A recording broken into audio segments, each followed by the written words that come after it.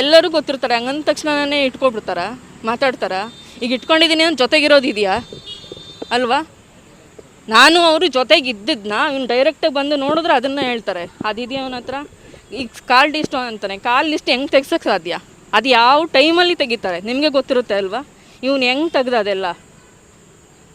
ಇವನು ಇದೆ, ನಾನು ಹೇಳಿದೆ ಅಲ್ಲ, ಒಂದು ಹುಡುಗಿ ಇಟ್ಕೊಂಡು ಇವನು, ನನಗೆ ಅವಳಿಗೂ ಮದುವೆ ಆಗಿದೆ, ಇವನ ಥರ ಒಂದು ಹೆಣ್ಣಿನ ಜೀವನ ಹಾಳು ಮಾಡೋಕ್ಕೆ ನನಗೆ ಇಷ್ಟ ಇಲ್ಲ. ಅವಳಿಗೂ ಮದುವೆ ಆಗಿದೆ, ಅವ್ರು ತೆಗಿಸಿ ಅವನದೇ ಡೀಟೇಲ್ಸ್ ತೆಗಿಸಿ, ಅವನೇನೆಲ್ಲ ಹುಡುಗಿರ ಜೊತೆ ಮಾಡ್ತಿದ್ದ ಪ್ರತಿಯೊಂದು ಇದೆ.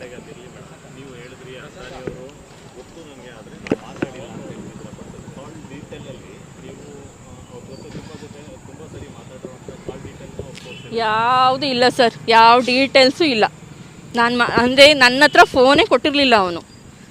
ನನ್ನ ಫೋನಲ್ಲೇ ಮಾತಾಡಬೇಕು ನಿನ್ನ ಮನೆಗೆ ಅಂತೇಳಿ, ಅವನ ಫೋನಲ್ಲಿ ವಿತ್ ರೆಕಾರ್ಡು. ಅವ್ನ ಮನೇಲಿ ಏನೇ ಹಿಂಸೆ ಕೊಟ್ಟರು ನಾನು ನನ್ನ ಮನೆಗೆ ಹೇಳಂಗಿಲ್ಲ. ಅವ್ನು ಕೊಟ್ಟರು ನಾನು ಹೇಳ್ಕೊಂಡಿಲ್ಲ, ಯಾಕೆಂದರೆ ನಾನು ನೋಡಿ ಮದುವೆ ಮಾಡ್ಕೊಂಡಿದ್ದು, ನಾನು ತೋರಿಸಿದ್ದಕ್ಕೆ ಅವ್ರು ಮಾಡಿದ್ದು.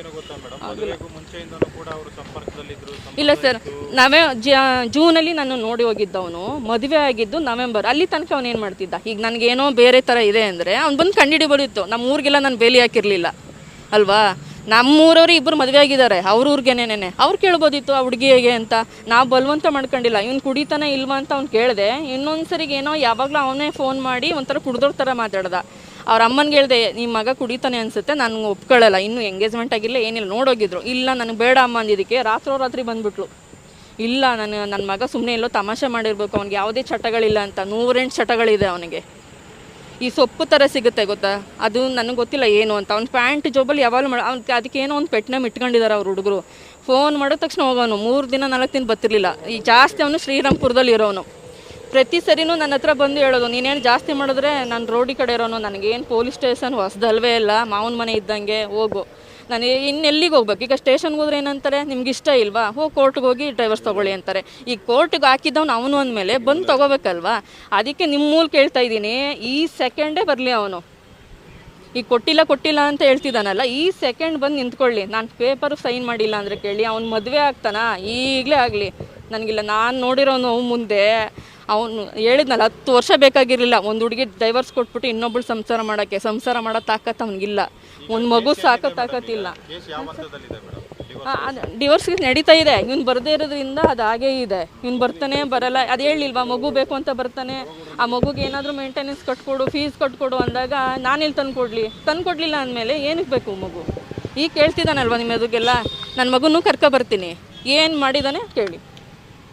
ಏನು ಮಾಡಲಿಲ್ಲ ಅಂದರೆ ಈಗ ಕೋರ್ಟ್ ಪ್ರಕಾರನೇ ಹೋಗೋಣ ಸರ್. ಈಗ ಅವನು, ನಾನು ಹೇಳ್ತಿದ್ದೀನಲ್ಲ ಸರ್, ಅವನು ಫಸ್ಟು ಯೂಟ್ಯೂಬಲ್ಲಿ ಬಂದಾಗ್ಲೂ ನಾನು ಆಚೆ ಬಂದಿಲ್ಲ.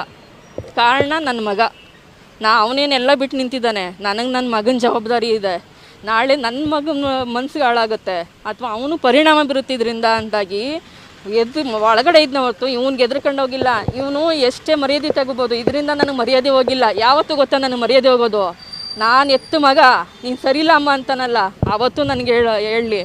ಇವನು ಅಲ್ಲ, ಸಾಕೋಕ್ಕಾಗದೆ ಯೋಗ್ಯತೆ ಇಲ್ದೇ ರೋಡಲ್ಲಿ ಬಿಟ್ಟೋದವನೇ ಹಿಂಗೆ ಆಡ್ತಿರ್ಬೇಕಾದ್ರೆ ಮರ್ಯಾದೆಯಿಂದ ನನ್ನ ಮಗನ ಸಾಕ್ತಾಯಿದ್ದೀನಿ. 13 ವರ್ಷ ಬೆಳೆಸಿದ್ದೀನಿ.